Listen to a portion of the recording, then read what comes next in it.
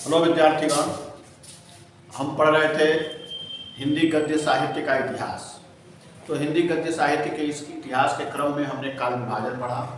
काल विभाजन में पूर्व भारतेंदु काल, पूर्व भारतेंदु युग, उसके प्रमुख लेखक और उसकी कृतियां क्या थी, ये पूर्व के क्लास में बताया गया था। आज हम चर्चा करेंगे भारतेंदु युग के प्रमुख लेखक एवं उनकी कृतियां। क्या चर्चा में है? भारतेंदु युग के प्रमुख लेखक एवं उनकी कृतियां, इस पर हम चर्चा करेंगे। आप लोग तन्मयता के साथ तैयारी में रखिए।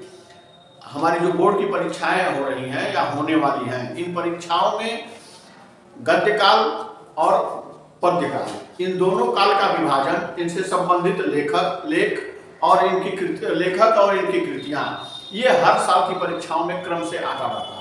उसी क्रम में आज की क्लास है। इस क्लास में हम पढ़ेंगे भारतेंदु युग के प्रमुख लेखक एवं कृतियां। तो भारतेंदु युग के प्रमुख लेखकों में सबसे पहले भारतेंदु हरिश्चंद्र का नाम आता है।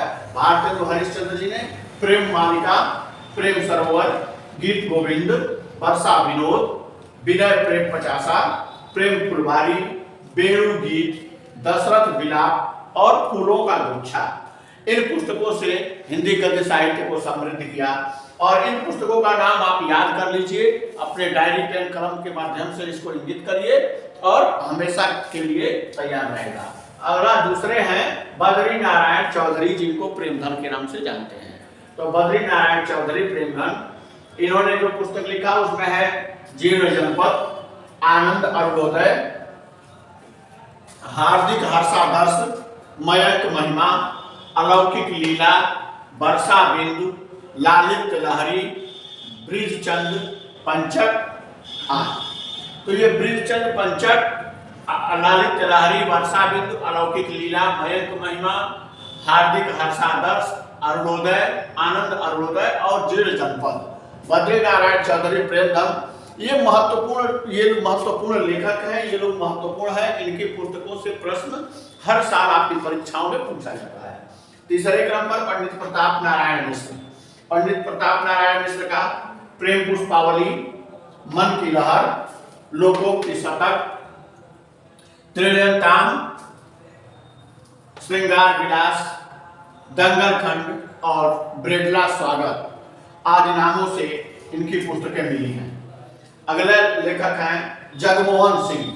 जगमोहन सिंह के द्वारा हिंदी गद्य साहित्य को जो पुस्तकें दी गई या समृद्ध करने में इनका जो योगदान रहा, उन पुस्तकों में है प्रेम संपत्ति लता, श्यामलता, श्याम सरोजनी, देवयानी, ऋतु संहार और मेघदूत। इनके बाद इसी क्रम में आते हैं अंबिका दत्त व्यास।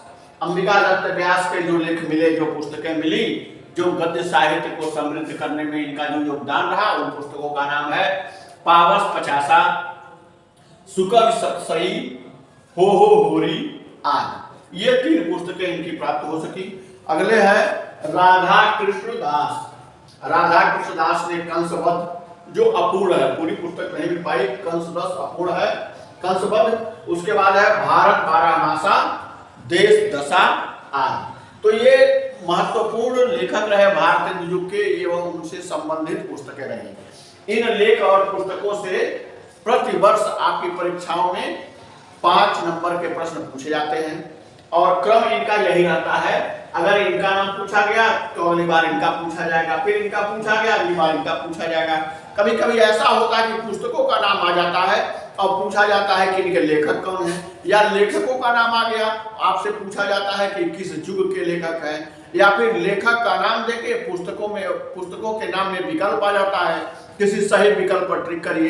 तो आप अगर यह वीडियो देख रहे हैं, पढ़ रहे हैं, इससे अगर तैयारी कर रहे हैं, तो जो लघु स्तरीय प्रश्न आएगी या हिंदी से संबंधित कोई भी परीक्षा आप देने के लिए बैठ रहे हैं, तो आप में उसको सुगमता होगी। तो आप इत्मीनान से पढ़ते रहिए।